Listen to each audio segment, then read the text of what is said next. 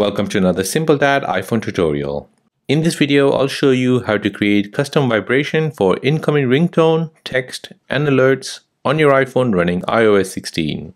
If you're new here, please subscribe to see more videos like this and don't forget to like this video. So you can now set custom vibration on any ringtones or text messages or alerts that you get from the apps.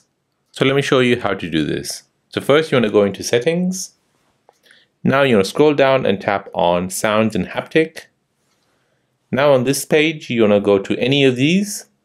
I'll use ringtone as an example. Next you want to tap on vibration. So tap on vibration, scroll down until you see custom here. Tap on create new vibration. Now go ahead and record your vibration by tapping on it. And now play to preview your vibration. And once you're happy, tap on save at the top right to save that vibration. And that is how to create custom vibration for any incoming ringtone, text, and alerts on your iPhone running iOS 16. If this video is helpful, then please subscribe to see more videos like this. If you have any other questions, then please do let me know in the comment section down below. Thanks for watching and see you in the next one.